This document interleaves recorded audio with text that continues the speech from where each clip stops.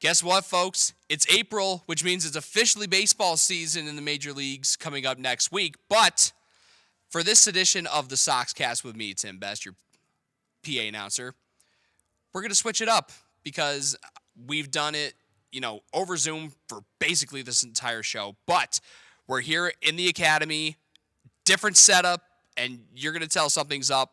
Because it's a big production, we want to do something big on April Fool's Day. So my guess, their show DaddyBall is going to air its debut episode Wednesday, April 6th, coming right out of here at Blue Sox Academy, and it'll be uploaded Wednesday evening, again, April 6th. The hosts of that show, Bryan Ingalls, Tom Bogaert.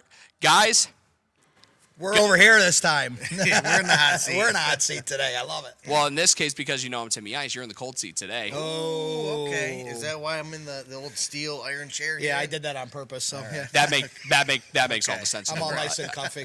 It's only apropos. Now, I got the bigger dad bod. Obviously, when it comes to, we obviously have the Soxcast coming out of here, but now to have a second show, DaddyBall, and it's not really a 180, but it's definitely a major change-up from the Soxcast. So, first of all, what's the origin story behind this? And I know you and Brian and I, we talked about this for a while, where you've been wanting to do this for a while. What made you pull the trigger and bring Tom into the mix as well? Yeah, well, I think we wanted to. You're doing a great job with the Soxcast. I mean, it's entertaining. You're getting to interview former players, talk about the Blue Sox, and we wanted to bring in a softball podcast. Because I'm more of the softball guy here, but I thought that we could bring a little bit more. Like softball's my passion, but it's also not my entire life. I'm a parent. I'm a youth coach. I've coached as high as the D1 level, but I thought we could do more. So we brought Tom along to film this podcast, and I'm like, you know what? Like, Tom's always behind the camera. He's got a great personality. He knows how to talk. He's also a parent that's highly involved in youth sports and Little League. So let's get him on this side of the camera, and let's talk and engage with more than just about baseball, softball, more about life, about parenting, about everything cool in the area, and beyond. Just to elaborate on that, basically the goals of our podcast, DaddyBall, was to kind of educate parents on what it's like to have a youth athlete nowadays with the pressures of travel, sports, whatever. And we talk on our podcast. We talk about not just only baseball and softball. Well, we talk about hockey and football, basketball, soccer, whatever it may be. Yeah. So that's basically. So again, just to follow off what Brian said, Tim, you're doing a great job with the Soxcast, and we just wanted to put kind of a different spin on parents what to expect nowadays. Yep. Yeah, and that really is a great way of putting it. And trust me, I mean, as a basketball official, for those of you that don't know, I ref basketball around here, and if you give me any lip, you're going to get a T. Just going to warn you now for next season, for sure. Now, and there's obviously some rigors with that. The travel schedule, just the schedule in general between practice, games, all that. But to actually, put that out there and give something relatable, like, I think that's what makes any podcast having that level of appeal definitely is going to bring the viewership and just listeners, subscribers, whatever. I feel like that's only going to raise the roof for you guys. Sure. Yeah, I mean, in this day and age, there's so much pressure, I feel, with people having to play sports, and you get travel sports the year round, but it seems like even the high school sports, the coaches are expecting you to do something year round, and the parents feel the pressure. And they feel like if they're dedicating all this time, energy, and money into something, that it's got to be going towards something. So they're putting, organically so much extra pressure on the athlete to maybe they've got to go to college, or they've got to go D1, or they've got to see coaches by this time. And that's, coaching in college is one of the biggest things that I used to get asked the question of, where should we be here, or how do we get recruited, or what's going on with this, and the parents feel that pressure, and it gets passed down to the kids, and then ultimately at times the kids just kind of lose some interest, they get burnt out. So I've seen it so many times. It's sad. So we want to try to educate as well as celebrate our sports that we like. We want to educate because if we can help out one family of not burning their kid out, or help one kid not have that crazy car ride home, that I think we've done our job, because we've all been there as athletes and coaches, and now as parents. So we're trying to kind of live the words that we preach and live the advice that we give, and try to help everybody out. So, and by the way, you make a lot of great points, and to put a lot of pressure on kids that aren't really, I mean, unless they're 18, in the senior high school, they're not fully adults yet, and I can't even imagine being placed under such pressure. And I remember when I was growing up, I don't think there was really an expectation of me. Like, I wanted to play basketball or even baseball at the next level, but then, thankfully I had parents that realistically put expectations on me. Like, hey, listen, you're probably not going to go D1. You're not even going to go D3. Yeah. So thank God I had those right presences, and for you to do that, I mean, I can't help but commend you, because you've seen it yourself as a former Division I coach. Yeah. Now, and just to bring Tom in on this, as a parent too, and I know, it must be hard to, it's great to have your kids be passionate about sports, and for me at least, my dad definitely, his passion for basketball and baseball to an extent, it definitely rubbed off on me, and that's why I love those games as much as I do. So I guess for you, how do you channel that to, obviously you want your kids to do well and succeed in them, but channel that in a way where, like, I want you to be great at this, but I want you to have fun doing it. Yeah, so I just little side note, I think why Bryan and I are a good mesh for our podcast is that, Bryan, and you already mentioned him, Bryan was a former, Division I softball coach. Mm-hmm. I've been coaching youth baseball for on and off probably close to 20 years. The last 10 have been consistent, so I've seen the kids start off. I mean, I'm watching the kids from when they start T-ball, going up and all the way playing through Little League. And some parents' expectations, every parent's got different expectations for their child. And what I've seen it go both ways. I've seen kids that play multiple sports all year round, and then by the time they're sophomores, they're completely burnt out and don't want to do anything anymore. Mm-hmm. And then there's parents that think that, if I only contribute my time, or my child only contributes the main part of his time to one sport, I don't necessarily agree with that either. So and you'll see on our podcast, we've asked coaches about that, and kind of like the middle ground is two sports. We come to find out that college coaches are not even looking at kids unless they're playing two sports minimum. So they want to be actively, which I think is a change, because I was under the impression when I was playing. So just a little background on myself as a player. I played all the way up. I played from T-ball to Little League, and then modified JV, varsity, and a little bit of college. And then eventually we all have to hang the cleats up. So I did about close to a couple years younger than you are, Tim, is when I hung up my cleats. So, but we. What's that feel like? I haven't done it yet. I'll tell you a quick little story. When I walked out, so I ended my baseball playing career at Mohawk Valley Community College, and I'll never forget the last time I walked out of that locker room, and I got in my truck and I drove home, and I was like, first time I think I ever sat in my car in complete silence. I needed time to process it. I played the game from the age of 4 to the age of 19, which again, you're doing a lot better than I am on longer. Well, period my baseball career has been done for a long time. Yeah. It's what I just get to play fast pitch softball. You get to play fast pitch softball, and I did that too for a little bit when I played softball. But it was difficult. It was a process. But not everybody's meant to play the game forever, and that's basically what it was. But except Tim, Tom Brady. Except for Yep, that's true. Except him. I gotta respect the guy. Tom Brady, if you ever watch this episode or podcast or whatever, just retire and be done with it, man. Eli Manning, seriously. greatest quarterback ever. Oh, okay, he said it, I did. Tom Brady is the exclusive property of Eli Manning. That is a good one. I like that. Yeah. I need that on a shirt. You need that. I need that on a shirt. I'm gonna give it to my dad. He's a Pats fan. But basically, Tim, just to kind of answer your question, it's just Bryan has seen. Bryan gets to look at players when they become teenagers and above, and I've seen them when they're children, all the way pretty much up to teenager and in high school and college, and we're just trying to help parents, give them some sort of expectation and a glimpse of what they're getting into. Is basically what we're trying to accomplish with this. Yeah, and people, they put so much pressure on, it's like D1 or bust, and I can't tell you how wrong that so is. sad. I mean, do they not realize that Adam Thielen was D3 and he became a Pro Bowler? Like, come on now. Come on.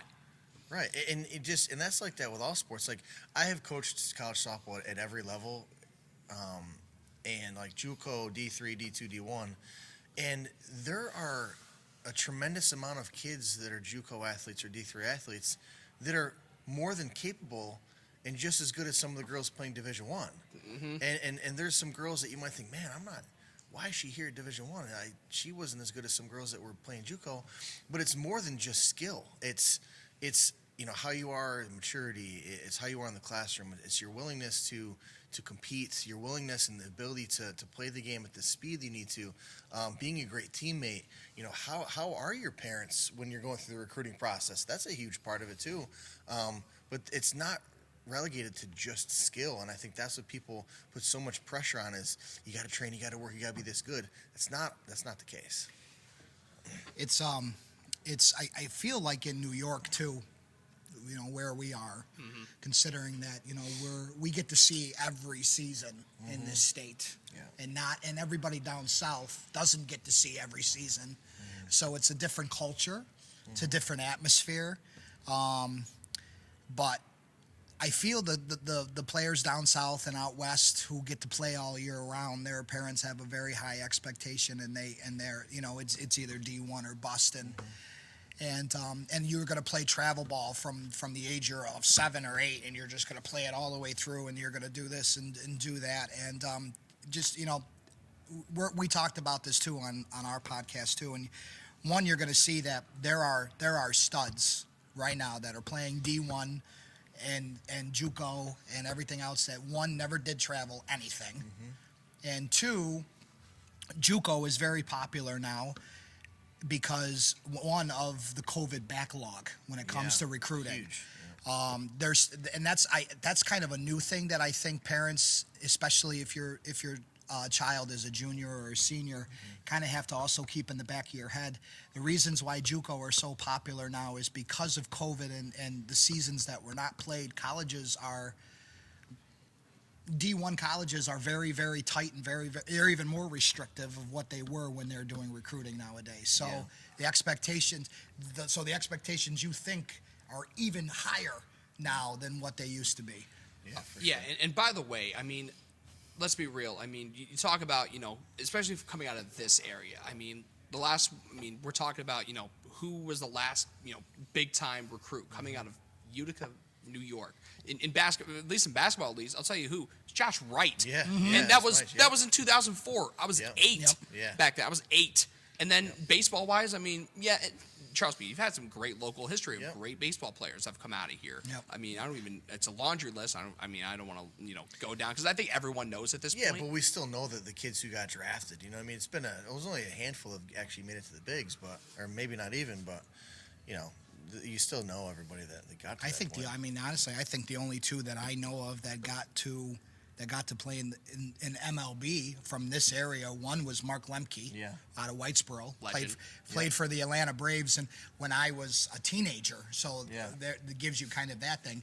And Jim LaFountain got to the Minnesota Twins and played for a little bit. Archie Sinfracco. Thank you. I kneue that. Andy Van Slyke. Andy Van Slyke. And then Pirates. I believe, Pittsburgh Pirates. Yep.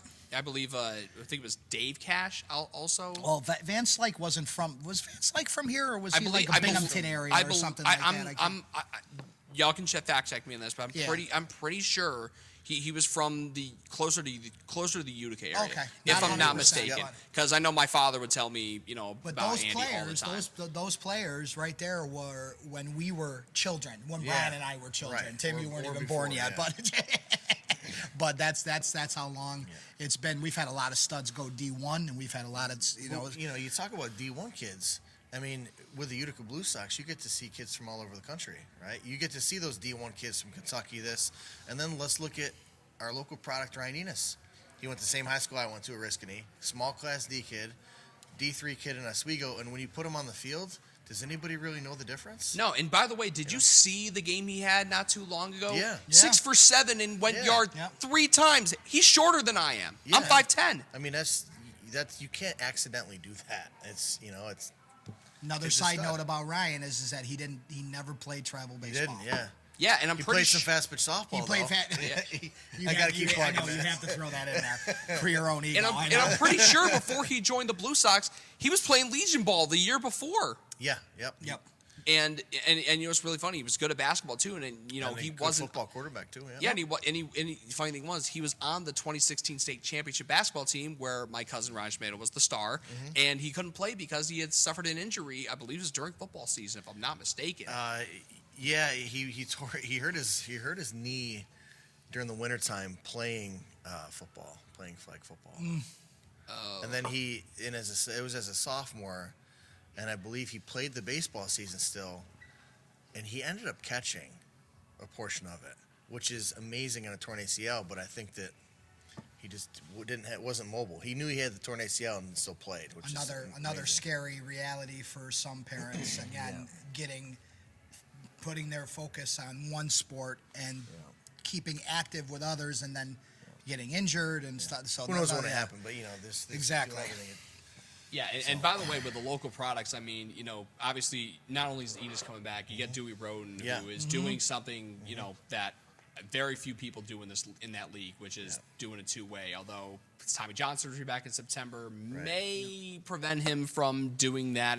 We may be lucky if we get maybe a month out of him pitching wise. But you talk about some of the other local products. You know, Vincenzo Castronovo, Proctor guy who, you know, Bryant. Now he's going to Siena. Unfortunately, he's with the Diamond Dogs this year. But I mean, I got none but love for the kid. And then you got, of course, you know, he had some Whitesboro kids in the past. Avery Cook, his younger brother Ryan is going to be joining the team this year, as will Brian Spetnewski. Matt Parkinson was an all-star. Coming out of Whitesboro, a guy who was a freshman in high school and I was a senior, which makes me feel super old as hell. But by the way, and you see these guys, you know, playing in Utica and you know, more up close and personal since you two have become affiliated with the organization.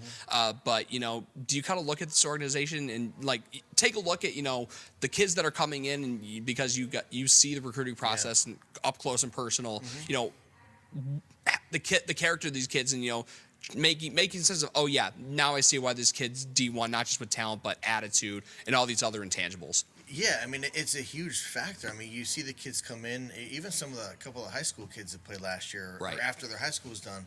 You know, you can just tell that they've been trained. Their maturity level is there. Their ability to, you know, rise to a certain level and play at the speed that they need to.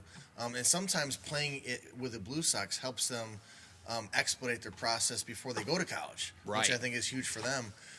But yeah, you can tell that the kids that are going there, like, you know, some of them you can notice they're head and shoulders, and then other ones are like, you know what, our kids here locally can play right with them. But you know, with the recruiting process, there's never a perfect system. You know, like metrics and analytics are huge in the recruiting process now. Like, some kids test really well, and like back to Enos, he's a kid that didn't really jump off the number board like with analytics. The kid just plays, you know. So I think that when you know, with these college leagues, it puts everybody back on a fresh slate, no matter where they're playing in college, and they just got to go out and compete and get better, you know. So. Yeah, 100%. Now, by the way, I think, you know, for kids, you know, like they're going to be, even parents that are going to be watching this, you know, like one thing I can definitely preach to, and I know this is before, you know, George and the current ownership took over, but my first summer working with this team was back in 2014. I was a graduating senior in high school at the time. And as you know, our starting center fielder was the guy who started in center field in the Major League All-Star game for the American League this past summer. Mullins. Cedric Mullins. Yeah. And by the way, this was a guy who, by the way, had just played at Lewisburg College down in North Carolina, and that's JUCO. Yep. And this was his only summer of summer collegiate ball experience. Played a year at Campbell, and then got drafted by the Orioles. And then on top of that, this is a guy who's 5'9", doesn't really weigh all that much. He gives him good shape, don't get me wrong. Yeah. And since he's gotten to the pros, he's bulked up, and there's a reason why he went yard 30 plus times a year ago. So I honestly, I feel like if you're a parent, you see that story and like, you know what? If this guy can come through Utica and on a 9-36 team, mind you, and pull that off, who's to say my kid can't? But obviously, they got to find the right approach to make it happen. Yeah, when it's not like Cedric Mullins was hitting 30 bombs when he was here in Utica. Heck like no. Some people are like, oh, geez, how did he do that? Well, one, work does that. Competing does that. And, I think so many people are so results driven instead of process driven that they lose their love for it, because that's when extra pressure puts on. I mean, I look at it, from a coach, I look at certain kids and how they move, and I'm like, okay, how they move, that translates to the next level, right? Or that does not translate to the next level. Right. I don't want to look at batting averages, and I don't want to look at stats all the time. Like, you may have two high school athletes that have the same batting average, right? So in high school, they're productive, right? But one would be able to translate their talent to the next level, and one won't, based on how they move. And, so somebody like Mullins, where it's like something that he does or did really translated with the scouts, with the ownerships of the next level, that this kid's gonna do things at the next level that he may not be able to do with the lower one. And that's all about recruiting. That's all about pro sports, Yeah, and the thing is with Cedric, it was really funny. I remember as an 18-year-old watching him play. And by the way, he only hits from the left side now. He was a switch hitter when he was in Utica, and I remember the mannerisms. Obviously he stole bags really well. I think he stole like 20 plus in a very short season, and he had 30 plus in a 162 games major league season. But on top of that, I mean, the way he's fast. He runs, he hits for contact and for power on occasion, but which is hard to do at Murnane, as both of especially Tom, because he played for MV, and Murnane's their home field, and then he fields well, and he's got a good enough arm on him. Like, okay, he can do something at the next level. But again, this is a JUCO guy. He was going to get D1 exposure, and he made the most of it. And so, Tom, for you, by the way, I definitely want to bring this to you, because I talked about Murnane and how tough it is to play, because it is easily one of the most pitcher-friendly parks in the entire PGCBL. But yeah, let's talk about Murnane, and like, if you, especially for some of these kids, I know, like, there's some big guns coming in from like Kentucky and Arkansas State, highly touted kids that some of them just know how to hit the hell out of the baseball. But for some of these kids coming in, other than the local ones that know a thing or two about Murnane, what's your biggest advice on how to play there? So I had the lovely experience of playing on Murnane, one in high school and in college for a little bit, and I, like Bryan, I was behind the plate. I was a catcher. So, again, to go off of your comment about pitcher-friendly ballpark, I agree with you on that. But I think people and especially the players who are coming here for the first time, they think that it's going to be like a little rink-dink field, and they're going to be able to power everything out of it and stuff like that. And that's one thing that they have to get out of their head right out of the gate. It's definitely, it's exactly. I'm glad you took the words right out of my mouth. Exactly. You have to remember that, when that field was built, that field was housing a semi-pro team with a MLB affiliate organization. So and again, we have legends that came out of playing at Murnane. So I think people's expectations when they come here for the first time, and I think they get humbled pretty quickly, especially when they think that they're gonna power one out very easily, and they're like 40 feet away from the wall.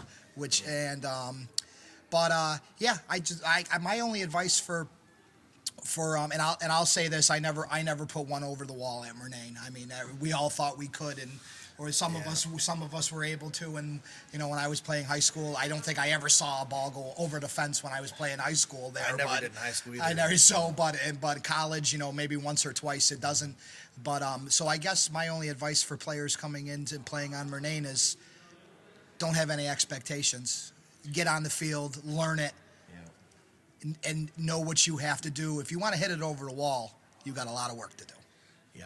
Now, pitcher wise, I mean, if you're coming into Utica and you see this ballpark, I mean, great. Again, it's a former minor league park, and it's still in pretty good condition, especially in the last 5 years. Making it look like. Essentially taking it back to the days of the old Utica Blue Sox. Now, if you're a pitcher, I feel like your eyes are going to light up seeing the dimensions and saying, like, there's a lot of ground to cover. Yep. And that this ballpark, and hopefully you'll get some good fielders around you, this ballpark is going to be my best friend. Yep. Well, yeah, I mean, don't be afraid to throw up in the zone. You got some fast outfielders, like especially in this day with baseball, like, and people may look at me weird, like, is Bryan talking about baseball? But yes, I used to play baseball. But, in this rarely happens.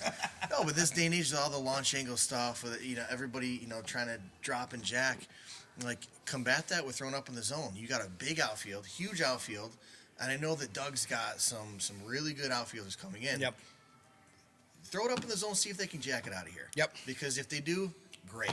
If they don't, your outfield is going to be underneath it, making an out. And it's an easy out, right? All you got to do is catch a fly ball. So don't be afraid. Throw the ball up in the zone, see if they can take one out of here. Yeah. So, by the way, I mean, obviously, you talk about, like, with DaddyBall, you're talking about more than just, softball, baseball, parenting, and all that. I mean, what other things can we expect, not just on the debut episode, but, well after that? Yeah, we were trying to cover a lot of sports. So we're trying to cover coaches and parents and professionals in other sports. So medical, we have medical professionals coming up. Yeah, medical professionals. We've got former professional soccer players. We got coming on. We've got hockey people coming on. So we're trying to cover every avenue because youth sports is everything, right? And the DaddyBall or the daddy mommy coach is in everything. So you can expect all that stuff, but we also, it's not all about sports for us. Like when you go on these trips, like spending night in hotels, going out to eat, all those other bonding memories with your teammates, with the parents, and the parents, they love it too.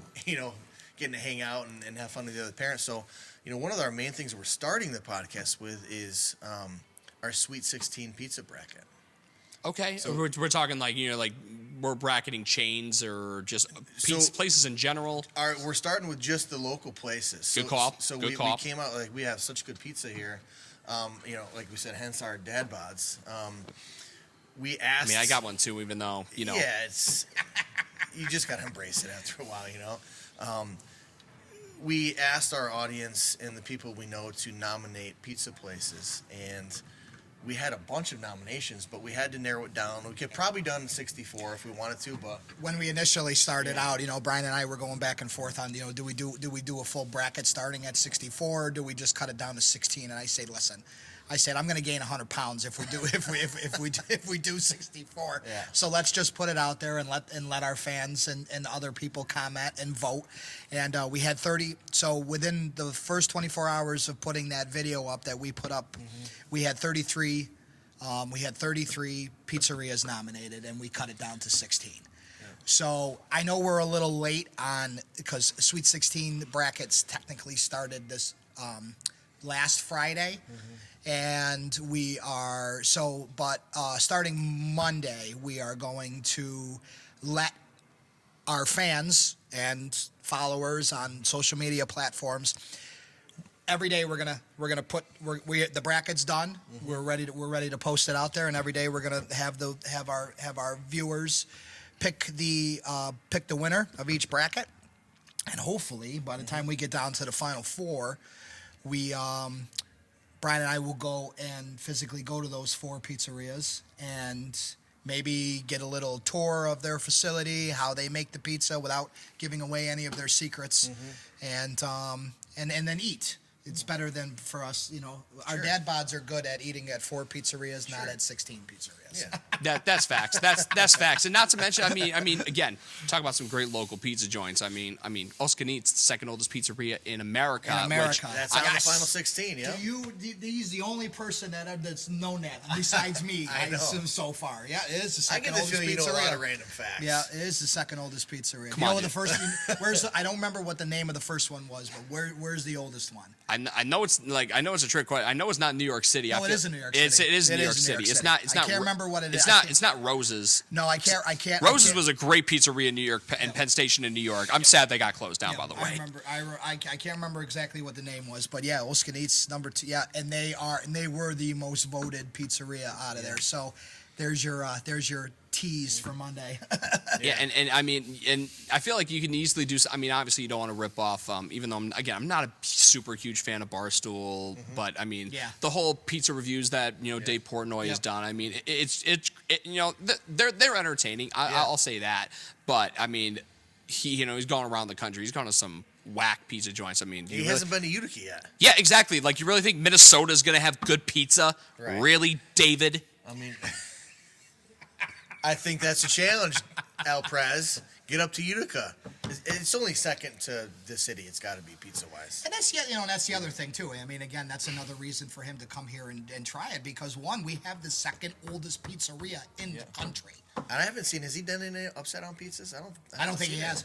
I've never seen him. He'll come out. Yeah, no, he'll come out with the thin slice and that's I've heard New Haven has some really good pizza up in Connecticut. Okay. That's what I have heard also. I believe New Haven might be a top 2 or 3 city in the country. By the way, deep dish isn't real pizza. It's casserole. Get over it. That's the truth.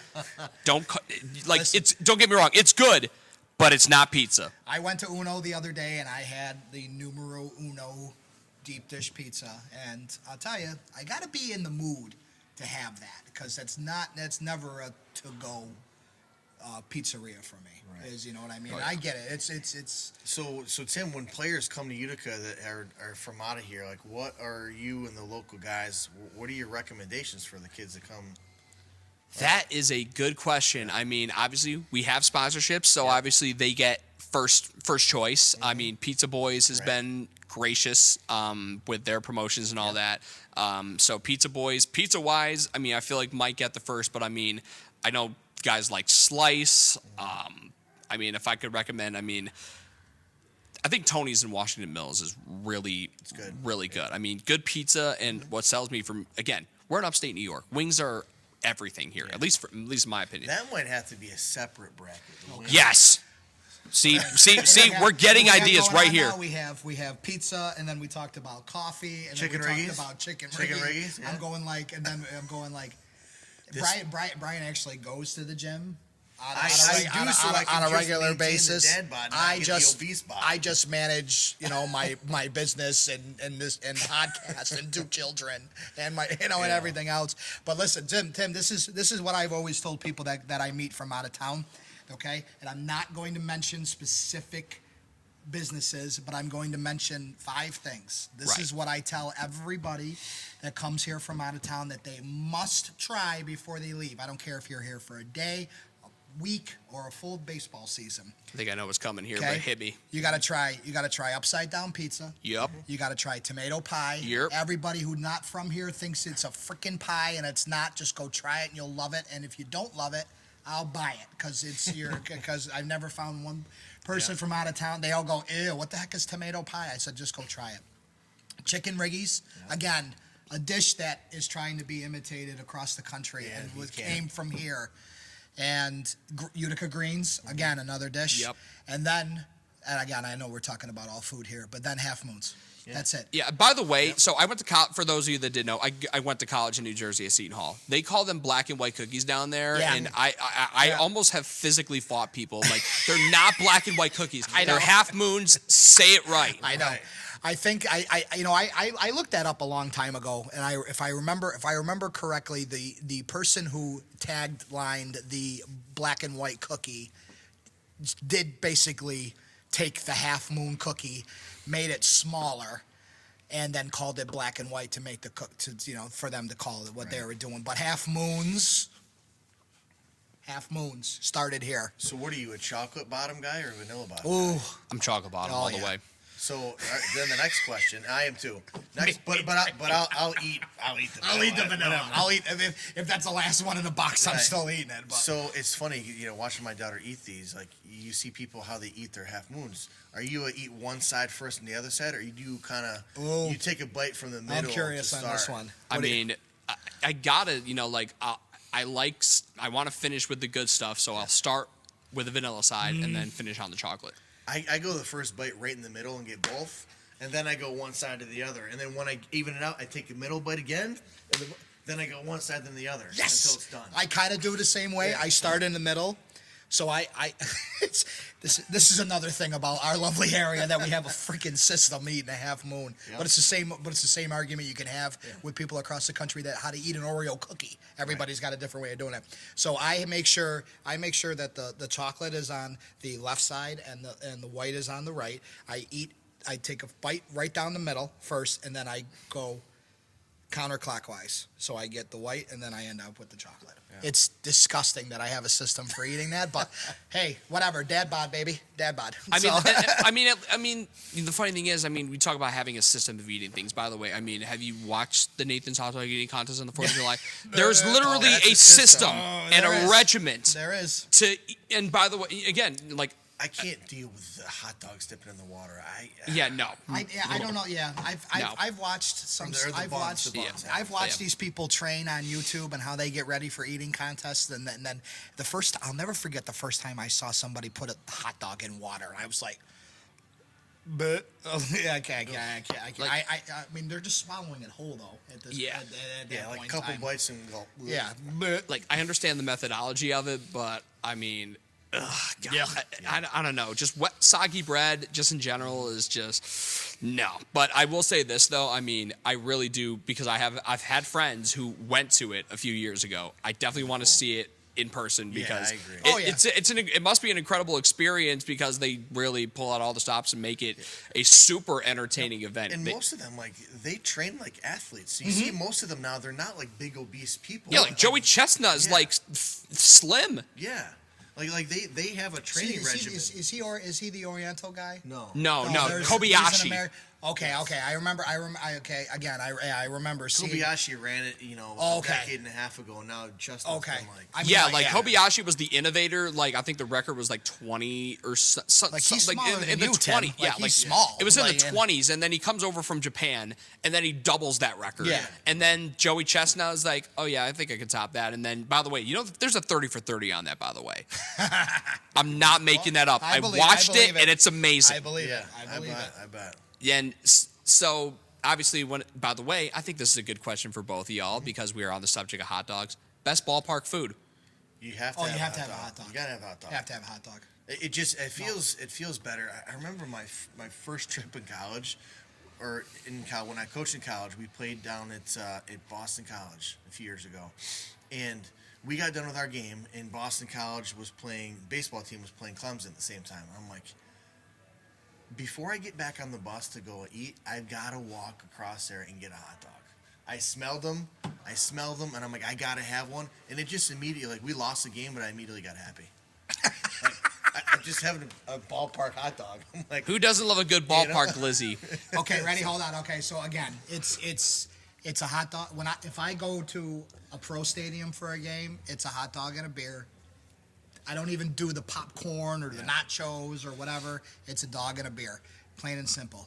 So I got one little question now for everybody on this one because I have this constant argument in my own house. Oh boy. Okay. I hope this isn't going where it's going to go. What do we put on a hot dog? What goes on a hot dog? Oh. I'm not having this argument anymore with anybody in this country anymore. What goes on a hot dog? For me, I don't think there's there's not one lone acceptable answer. For me, I prefer ketchup. Oh. But what is wrong with this generation? But I don't like regular mustard. I'm just not a big fan of regular mustard. I understand why everyone else is. And I know why that's preferably the number one option. Honey mustard, though, on the other hand. Brian, please save me. I do one of two things. Okay. All right. Better be mustard. I put mustard on it, so I'm either. I don't solely put ketchup on it. It's either going to be ketchup and mustard. Okay. Or I'll do the chili dog. Ketchup does not belong You on know a what? hot dog. That's the only thing I Does put- not Chili dog's a belong on sleeper hot option. dog. The chili dog is a sleeper option, so I'm with you on that. I mean, by the way, Mustard relish. not a big fan of beans and chili either. That's just me. Do we have hot dogs at the ballpark? Oh yeah. Can we By get the- chili dogs? Is it an option? I don't know if it's an option, but think we need to talk to George, George if you're about listening to this, get some chili. And by the way, I think Cynthia makes a mean chili. So I think we make need some to- mean we need chili, to- All great. put it on a Look what glizzy. you just volunteered. Now, if you're making the chili, now you got to have the loaded French fries with it, right? Oh my god. Oh, see now you just open up I'm a can not of saying worms. I'm not much saying now. anything about this. I'm out of this. This is And by the way, these are your two employees Yep. here. By the way, of course, we got great hot dogs at Murnane. Of course, they're Hoffman's. Hoffman's. I mean, they're an OG. They're a classic. I mean, put that up against any other ballpark, Frank, and I guarantee you Hoffman will top that. Yep. Right. Now, that reminds me also, when you were about to ask me the question, I'm like, oh God, I really hope this isn't going down this route. But since you didn't, I might as well. Oh, he was thinking. Okay, you thought something. I was going to ask something different. Is Go ahead. a hot dog a sandwich? I don't think I've ever been asked that question. It was a popular question for a long time. Yeah. It took me years Why? to Because it's on a- formulate. well, I mean, I think it's in its own category. Thank you. Thank you. I would never. If I had to answer quickly, I would never classify a hot dog as a sandwich. Even though I get it, I get where some people think about it, that it's two pieces of bread in between the meat, like a sandwich. But remember, the whole top is open, and and then you can have the conversation about, well, it's in a hot dog roll. But there are sandwich rolls and hamburger rolls. So But the I thing, would I never mean, classify it yeah, as a I mean, sandwich. if it's in its purest form, a hot dog is put in a hot dog hot dog. bun. It's a But hot more dog. importantly, a hot dog bun is not two pieces of bread. At least it doesn't look like it, and I don't think it is either. Because if it's two pieces of bread, it would be two separate things on each side. Wait a but minute, it's not. I'll end it right now. If I want a hot dog and I don't have any hot dog rolls, what's the next best? What's the next best thing? One piece of bread, and you fold it Right, on the side of the hot dog. Oh, I'm with that 100%. So it's only a sandwich is two pieces of bread. Yes. So you only use if you only use one piece of bread to make a makeshift hot dog roll, that's not a sandwich. Have you tried this before though? Here's the next level stuff. Oh boy, You get Brian's got desperate sometimes apparently. no. You get a couple of hot dogs and you slice them in half. And put them on, and then put your cheese toppings on it, whatever you Yep. want. Put the other slice on top, and then do the panini maker thing. It's like a grilled cheese hot dog. I haven't had it, but it sounds delicious. And since I have a panini maker, maybe I might try it at home. Yeah. Thank There you, you go. Brian, You're for welcome. making my dad bod even bigger. Go ahead. And now that I think about it, I mean, I feel like the ballpark hot dog is gonna no matter where I go, more likely than not, I'm gonna get a ballpark hot dog. But I don't know how much y'all have heard about this or if you've been out there. But when it comes to Major League Baseball, the only hot dog that really gets talked about the most, Dodger dogs. Yep. So I mean, I don't know if that's a bucket list thing for you guys. But I mean, if y'all are ballpark hot dog connoisseurs, I feel like you got to have one, but while you're still alive, right? Sure. Yeah. I mean, I've heard of them. I've never had one. It's It means not I'm gonna be out in necessarily. LA, Yeah, so I'm gonna be yeah, I okay know. with it. I know. When it will probably happen someday. Considering that I do have friends that live out in California, so maybe one day when I finally get out there and. Again, another thing too. Let's lower the damn gas prices so I can frickin' jump on an airplane ride without paying an arm and a frickin' leg. I mean, yes, I will try it. It's not necessarily on my bucket list of things to do, but you have to try it. You got those, baseball stadiums now. They got their specialties, where the And it's all the same thing, just with a different name. A little bit different twist. Well, I mean, at Mariners games, like they were serving and it was something insane. I'm just like, I'm trying to remember. I think they were serving like grasshopper somewhere. I'm like, wait, you're serving grasshopper? Like That was food or a drink? food. Oh, okay. 'Cause or the I know what a chocolate grasshopper cover? drink is, but It was like cooked or something like that. Bartender. Cynthia, I know I made one suggestion to you. This is not one of them. Please do not serve grasshopper at Murnane. Please. If you could make more I of don't those, think she'll fight you on that one. if you could make more of those quesadillas, though, or tacos or whatever. Was that the tacos or quesadillas? Oh my God. Those slapped. but yeah. So to wrap this up, basically, and by the way, this has already been amazing because of the fact. I mean, we covered. And to make it a baseball reference, softball even, like we've covered all the bases. Now, to wrap this up, obviously easy plug opportunity. Where can we find this? And by the way, as we are filming Blue Sox Academy, see this backdrop, so people are going to be passing by here all the time, and maybe you might get a little bit of a crowd. I definitely want to help you get a bit of a crowd awesome. for episodes. So tell us when and where you can expect to see us. Yeah, you take the words right out of my mouth, and you know what? I might as well alley-oop it to you. You go. That's right, alley-oop. So as Tim mentioned in the beginning of this, we will be airing our first episode on Wednesday, April 6th at 6 p.m. The podcast will be on YouTube, on the Utica Blue Sox's YouTube page and Facebook page. We may or may not also be going to taking the audio out and putting it on major audio providers like Spotify or Apple Podcasts, whatever it's called. And but minimally, Utica Blue Sox's YouTube page and their Facebook page. Yeah, and follow the Instagram page too, because you might see some of these cool topics we talked about. Yeah, we'll put little tidbits out on Instagram. That's another thing too. I like Instagram. I know you've raised the video length up. I remember when we started, it was only like 30 seconds or 10 seconds, and now we got to a minute. I would like a couple more minutes as a creator. Sure. And I know the reels We are all good. do. I know the reels are good and everything, but I would like a couple more minutes for an actual post. But whatever. Right. I'll deal with it for now. So I got a question to Tim before he wraps this all up. All right. I want to test and see I know where if he's going. Coach Snoid, maybe, I don't know. I want to see if Coach Doug Dillette's watching this. Like, we've had the last couple of years a really good team. Yep. Started out hot, but we haven't gotten over that threshold in the playoffs. Right. What do the Blue Sox need to do to get over that hump? Not just a division title, but win the whole thing.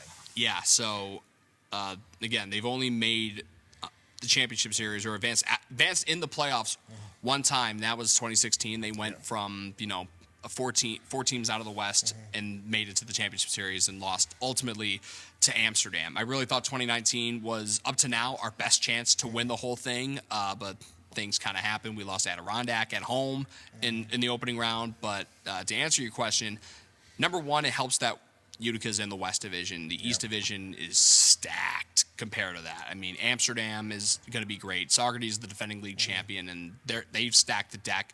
You still got the Diamond Dogs there. Right. Albany's still good. So that was going to be stiffer competition. Out West, a little bit lighter. Jamestown is still good, although their nickname is just atrocious. Tarp Skunks? Really? You really think? Tarp Skunks? See, that's one of those nicknames, by the way. I don't like. That's one of those nicknames where Tarp Skunk? Tarp Skunks. Oh, correct. Tarp Skunks. Oh, I'm like Tarp Skunks. What the? No, My but bad. yeah. I mean, it's one of those nicknames where like we want a unique nickname, but we're trying too hard to get it. You know? Tarp Skunk. That's not very endearing. I mean, like you got like the Savannah Bananas. Like that's cool. Like, but They're cool. Tarp Skunk. They're cool. You've been watching. Come on. You've been doing on TikTok. Watch them coming to Utica. Yeah. And by the way, we have a former player playing for them right now. Really? Ryan Cox. He was the 2015 PGCBL batting champion out of Kutztown University. Is he the Hall of Famer up on the wall? I mean, listen, the Hall of Fame is a slow-moving process, but he absolutely, listen, Ryan Cox will be a Hall of Famer someday. Okay. It's just, obviously it's a matter of, it was a slow-moving process, but now that we know we got a legit thing going where we're going slow-moving, we want to recognize, the three, the 3-year guys and guys who are primarily Blue Sox, do them first. I just saw the last name. I'm not. Yeah, that is Khalid Cox. Okay. Khalid Cox, different guy. My fault. Nah, you're good. So being in the West Division will definitely help. They've had success in the West. Jamestown, as I mentioned, still a good team. Even the Jammers were a really good team. They won a championship in 2018, but obviously different team, but they're still good. Auburn is still going to be a problem. They struggled in Auburn last year, but they had their number at Murnane. Geneva's still going to be solid. Elmira, I'm shocked that they haven't been as good as they have been in the past few years. I mean, they had to go through Elmira to win the West Division championship. And I remember one year they went 24-1 at Dunfield. That's in baseball, softball, sport like that. It's so hard to have a record like that. Yeah. Oh, 100%. What do we have for returners this That's a season? great question. So Ryan Enos, Dewey Roden, those are locks to be back. I mean, I'm hoping that one of our other middle infielders that we had last year, he transferred out of Coppin State to Barry University, but if we could find a way to get him back in Utica, because I know he's a fan favorite, and he finished the year strong last year. Eddie Javier Jr. By the way, shout out Bergenfield, New Jersey, because one of my best friends is from there. That's where he's from. So I'm hoping Eddie, we'll find a way to get him back, because I know, again, he didn't start off great, but once he figured it out, starting barreling balls up, he became a really good hitter and solid defensive shortstop. He's flashy too. So and he's great with the kids, great with fans in general. It'd be great to have him back. But Enos, Dewey, having those third-year guys and local guys, that is going to be huge to bring them back. And obviously, in order to get to a championship series, you got to come out of the West. And again, they have everything in their favor to come out of the West. Okay. Auburn, I got to see the makeup of these rosters. There's still a lot to develop in the next couple months. But Jamestown, Auburn, I think are probably the most likely competition that Utica is going to see for the West Division crown. But it's going to come down. I mean, if they do come out of there, I think it's going to be between Amsterdam and Saugerties, who they're going to face in the PGCBL Championship Series if they were to make it. But I want to keep it nice and cool. And just, we'll see what happens when the season starts. But I fully believe this team is capable. I mean, the offensive weaponry is absolutely insane. If they can complement that with really good pitching. Pitching was arguably even better than the hitting was last year with some of the studs that they had. If they can find a way to complement all that great hitting, and obviously the hitting's got to come together. They got to hit the ball. And if they can get that pitching together, oh, my God. You give some good arms to the dangerous Dougie D. I think he's going to make it happen. I mean, and look at the track record that Dougie's had with guys that he has coached since 2016 officially as a pitching coach. I mean, he's gotten, Louis Varland, he pitched in 2017 in Utica. He was the Twins minor league pitcher of the year this past year. And there have been a lot of great pitchers, again, who have come through. I mean, Louis' brother Gus is another name I think of. Bear Bellamy is a guy who was on the 2016 team and got his highest AAA last year. So Dougie's got a track record, and he's a pitching guy in general. He's his manager. He still gets the most out of his guys. So, and he's 54-33 as a manager officially in 2 years, and I think that success is only going to continue. But again, that remains to be seen. And obviously, we talk about a lot here on the Soxcast. Obviously, a lot of Blue Sox baseball, but given it's April Fool's Day, and I know it's not a joke, obviously, or a prank or anything of that kind, but to mix it up with, two great guests, and obviously just to screw around a little bit and talk about just so much other than Blue Sox baseball. It's good to switch it up a little bit. Absolutely. I mean, who doesn't like a good curveball? Am I right? Oh, as a hitter, no. As a pitcher, sure. I love that. It does go both ways, but again, my guests for this episode, Bryan Ingalls, Tom Bogaert. Again, Brian's obviously here at the academy all the time, helping coaching softball, doing clinics, all that jazz. And obviously, Tom, you do great work with, on the production side of things. I know. And I'm here pretty much every day now. Well, now the weather's getting a little warmer, but up until last 2 months, I've basically been here every day. Well, again, appreciate both of your time that you've given here. Again, this is a great episode. Again, so people listening in, make sure to watch these guys. DaddyBall premiere episode is Wednesday, April 6th, as Tom said, goes live at 6 p.m. on our YouTube channel. Love it. So, guys, thanks for the time, and I'm definitely looking forward to returning the favor. I call it a home and home because that's the term in basketball and football. Yeah. I know I got this end of the home and home covered. I hope we'll put you in the hot seat. We'll be seeing you there. It's tough, but you'll be here. Listen, I'm not known as Timmy Ice for no reason. I've come through in the clutch and I can handle the pressure. I love it. Good. Well, appreciate thanks, it. guys. So that does it for this episode of the Soxcast. For my guests, Bryan Ingalls and Tom Bogaert, I'm Tim Best. Thanks for tuning in, and we'll catch you once again next week for another great edition of the Soxcast, live from Blue Sox Academy.